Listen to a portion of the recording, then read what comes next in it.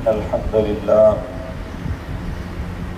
نحمده ونصلي على رسوله الكريم أما بعد أعوذ بالله السميع العليم من الشيطان الرجيم بسم الله الرحمن الرحيم زين للناس حب الشهوات من النساء والبنين والقناطير المقنطرة من الذهب والفضة والخيل المصومة والأنعام والحرث ذلك متاع الحياة الدنيا والله عنده حسن المآب قل أنبئكم بخير من ذلكم للذين اتقوا عند ربهم جنات تجري من تحتها الأنهار خالدين فيها وأزواج مطهرة ورضوان من الله والله بصير بالعباد.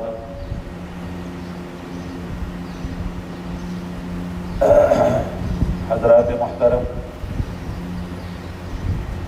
اس دنیا میں رہتے ہوئے انسان کے لیے سب سے جو محبوب چیزیں ہیں ان کا تذکرہ اللہ نے فرمایا ہے،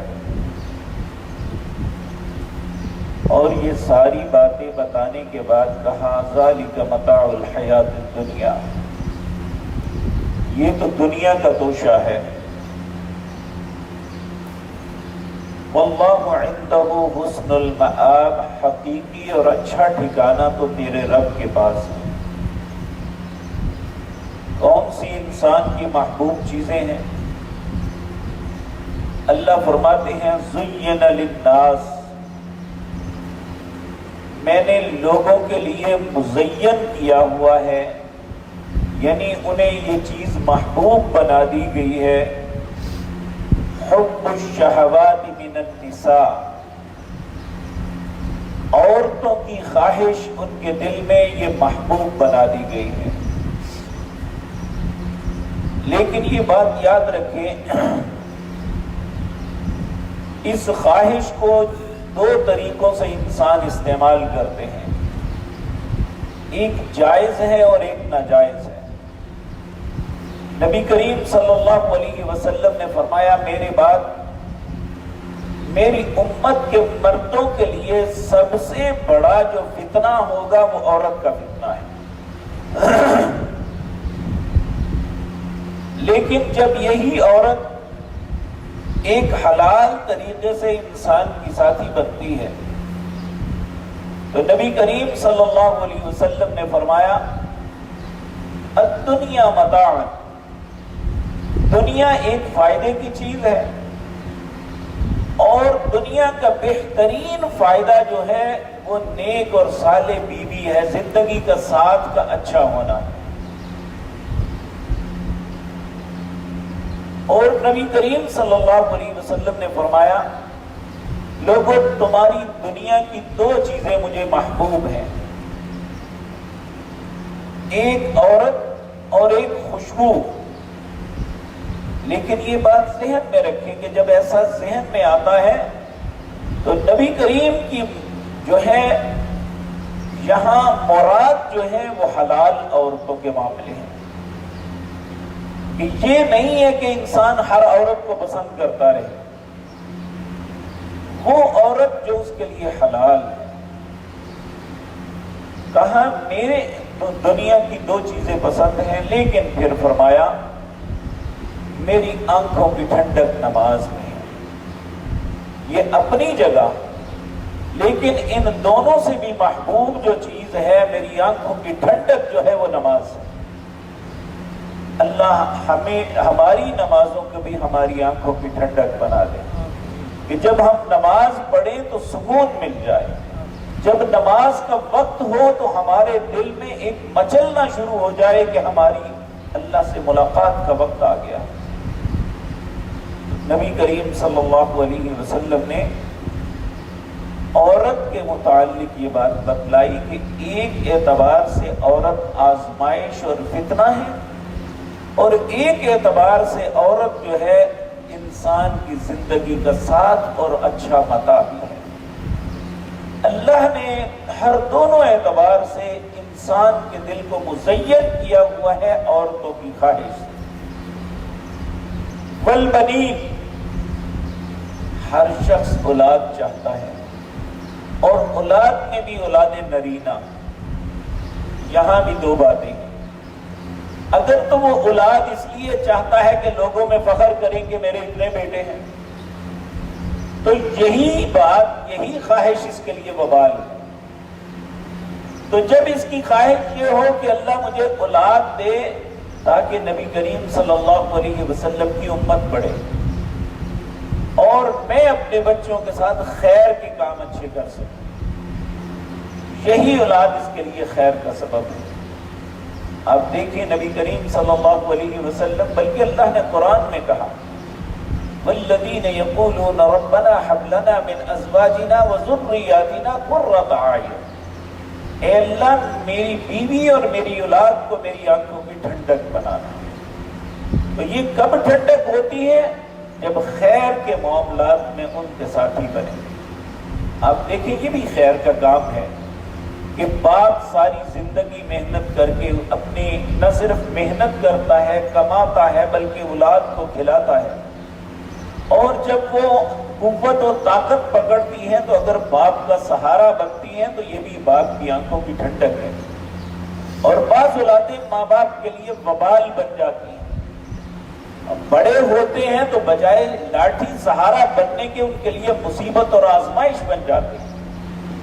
اور ایسے باپوں کو دیکھا کہ جو یہ کہتے ہیں کہ اس سے بہتر تھا کہ یہ مر جاتے ہیں، یعنی وہ اتنے تنگ آ جاتے ہیں اپنی اولاد پہ۔ اللہ ہم سب پہ ایسے حالات پہ رحم فرمائے اور ہماری اولادوں کو ہماری آنکھوں کی ٹھنڈک بنائے۔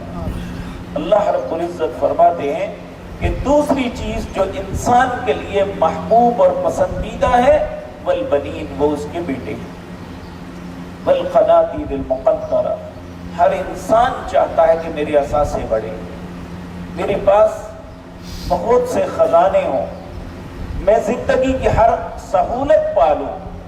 تو یہ بھی یہاں یاد رکھیں، اگر تو یہ اثاثے، اگر تو یہ چیزیں رزق حلال سے کما کے اکٹھی ہوں، اور پھر اس میں سے انسان اللہ کا حق ادا کرے، تو یہ اس کے لیے خیر کا سبب ہے، یہ اس پہ اللہ کا فضل ہے۔ لیکن اگر یہ رزق حرام سے اکٹھے ہوئے ہیں اور انسان انہیں برے طرف خرچ کر رہا ہے، تو یہی مال اس کے لیے وبال ہے۔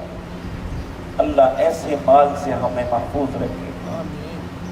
پھر فرمایا من الذهب والفضہ، خزانے کیسے؟ سونے اور چاندی کے۔ والخیل المسومہ، نشان لگائے ہوئے خوبصورت گھوڑے۔ گھوڑے سے مراد اب نئے زمانے میں سواری آپ سمجھیں۔ نبی صلی اللہ علیہ وسلم نے فرمایا کہ 4 چیزیں انسان کی خوش نصیبی کی یا اس کی اچھائی کی علامت ہے، ان میں ایک ہے اچھی سواری کا ہونا۔ تو یہاں یاد رکھیں گھوڑا سواری یہ 3 قسم کی ہے۔ ایک تو یہ انسان سواری اس لیے رکھتا ہے کہ اسے میں کام لاؤں گا اللہ کے کلمے کی بلندی کے لیے، تو یہ سواری اس کے لیے خیر کا سبب ہے۔ اگر وہ سواری اس لیے لیتا ہے کہ لوگوں میں فخر کروں، جس طرح کہ جس کے پاس اچھی گاڑی ہوتی ہے تو وہ لوگوں کے اندر جا کے بالکل کھڑی کر کے تو اس میں اترتا ہے تاکہ لوگ کہیں کہ بھائی اس کے پاس بہت بڑی سواری ہے، یہ کروڑ روپے کی گاڑی میں بیٹھتا ہے، تو یہ اس کے لیے وبال کا سبب ہے۔ اور ایک سواری اس کے لیے عام ہے یہ کہ انسان یہ سمجھے کہ اگر کسی کو کوئی ضرورت پڑے تو میں اسے بھی فائدہ دوں گا، تو یہ اس کے لیے وبال نہیں ہوگا۔ یاد رکھیے وہی چیز انسان کے لیے خیر بھی ہو سکتی ہے، وبال بھی ہو سکتی ہے۔ نبی کریم صلی اللہ علیہ وسلم نے فرمایا گھوڑے کو اللہ نے، جو عربی گھوڑا ہے، اسے دعا کا حق دیا ہے، کہ ہر صبح اللہ سے دعا کرتا ہے، اے اللہ جو میرا مالک ہے اس کی نظر میں جتنا بھی مال جو کچھ ہے میری ذات کو سب سے زیادہ محبوب بنا دے. اس لیے یہ ہم شہری لوگ ہیں، ہمیں تو اس بات کا احساس نہیں. جو لوگ گاؤں کی زندگی بسر کرتے ہیں، حالانکہ بھینس، گائیں، بکریاں یہ اپنی جگہ، لیکن گھوڑا جس کے پاس ہوتا ہے وہ گھوڑے کو سب سے زیادہ محبوب رکھتا ہے، اس کی خدمت سب سے زیادہ کرتا ہے. یہ اللہ کی طرف سے اس کی دعا کا نتیجہ ہے جو گھوڑا اپنے رب سے کرتا ہے. پھر فرمایا والانعام، چارپائی، جو بھی مال مویشی. آپ دیکھیں اب تو یہ باتیں ختم ہو گئی ہیں. پہلے ہر گھر کے دروازے پہ ایک جانور، گائے یا بھینس بندھی ہوتی تھی. جب ہم چھوٹے تھے کوئی ایسا گھر نہیں تھا الا ماشاء اللہ اس گھر کو بڑا غریب تصور کیا جاتا تھا جن کے دروازے پہ بھینس نہیں ہوتی. ہر دروازے پہ، بلکہ میں اپنے خود فجر کی نماز سے پہلے اپنی گائے بھینس کو نہلانا اور اس کا چارہ تیار کرنا، نماز پڑھ کے آ کے اس کا دودھ دھونا، یہ زندگی کا معمول تھا. لیکن آج دیکھیں یہ سب کچھ ختم ہو چکا ہے. ہمارے بچے صبح دن چڑھے سے پہلے اٹھنے کے لیے تیار ہی نہیں ہوتے. اللہ رب العزت فرماتی ہیں یہ جانوروں کی محبت، والحرث اور کھیتی.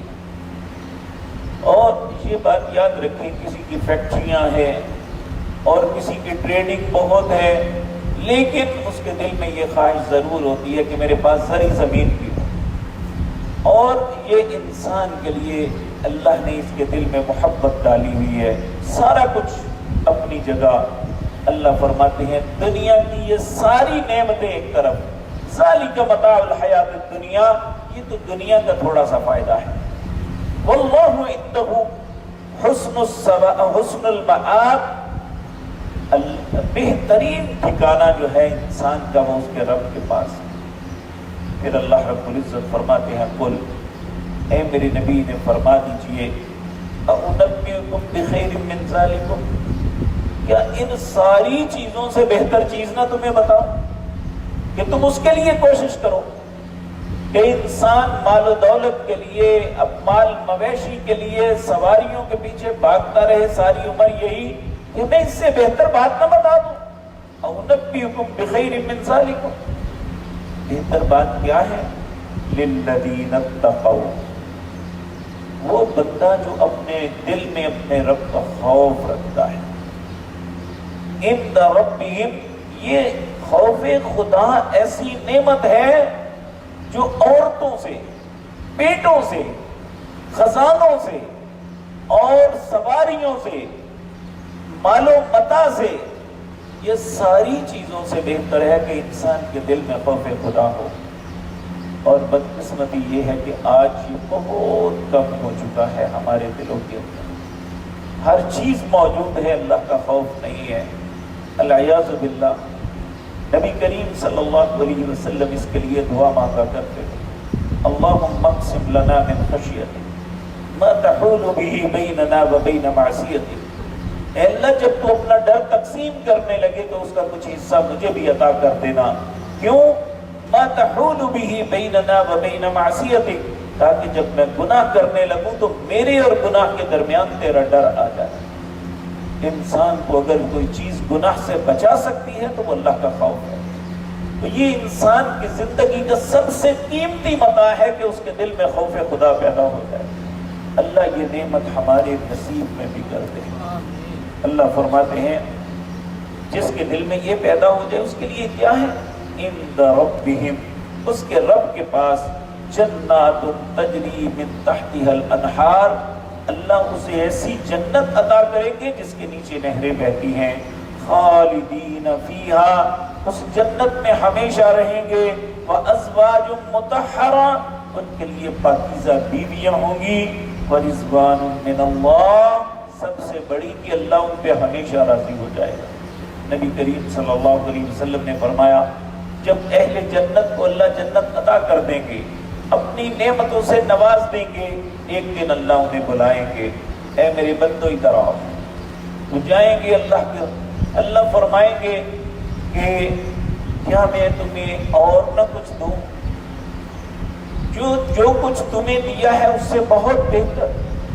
लोग कहेंगे कि हमारी तो सोच भी नहीं कि इससे बेहतर भी कोई हो सकता है।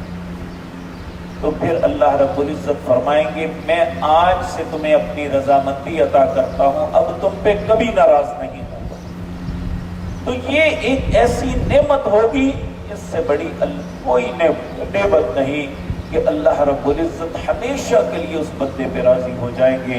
अल्लाह उन नसीब वाले लोगों में हमें भी शामिल फरमा ले। अल्लाह फरमाते हैं वल्लाहु बसीरुम बिल इबाद। लेकिन ये बात याद रखें कि ये सारी चीज़ें वैसे ही नहीं चलेगी। अल्लाह वल्लाहु बसीर, अल्लाह देख भी रहा है अपने बंदों को। बिल इबाद, उससे कोई चीज़ छुपी नहीं हुई।